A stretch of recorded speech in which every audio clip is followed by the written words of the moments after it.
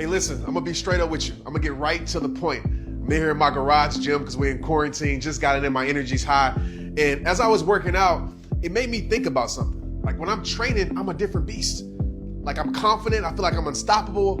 Some of you know exactly what I'm talking about. Maybe it's not training for you, maybe it's when you're cooking, or maybe it's when you're creating. Just that moment where you feel like you feel so fearless. Like you don't care what comes against you, you feel like you're unstoppable. And it had me thinking like about my most confident times in my life. And football was one of them. I feel like you put any DB, Deion Sanders, it didn't matter, even if it was true or not, but you put anybody in front of me, I felt like I was unstoppable. I walked in maximum confidence. But then I started thinking about times in my life when I wasn't that person.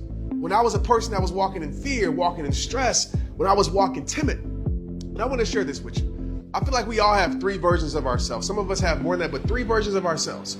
We have the normal, regular version. That's just the everyday person, which is needed.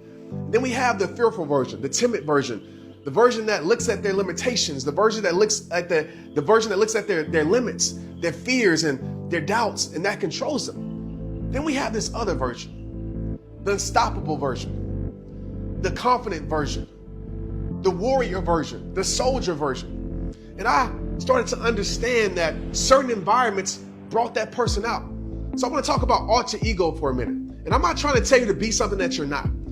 But we all have an alter ego. You look at Steph Curry. This guy on the basketball court is an assassin. Off the court, he's probably a really laid back, down to earth guy, at least it seems.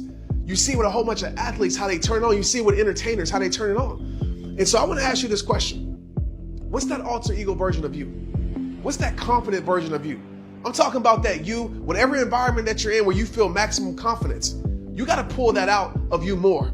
Because you're probably right now living in your limitations. You're probably right now living in your blame. You probably allowed society to program you to think that you're less. It's time for you to reprogram yourself. It's time for you to reprogram yourself in greatness. Reprogram yourself in courage. And the first step of doing that is going to prove it to yourself. You got to deconstruct all these outside influences that told you that you weren't going to be nothing. Whether it was people's opinions, maybe it was your teacher, maybe it was just circumstances, and you started to believe that. It's time for you to stop believing the lies and reprogram yourself. Go prove to yourself that you can do it. So think about the times when you're most confident. I don't care. Maybe it's when you're going to talk to a girl or a guy. Maybe it's when you're cutting your grass. Maybe it's when you're fixing your car. But we all have that confidence in us, and it's in us. But we need to be able to train ourselves to pull it out when we need it. And I do that. And so I know that there's times when Trent is needed. The caring Trent, the Trent that, wants to take care of the world, wants to take care of my family. But then I also know T-Shell is also needed.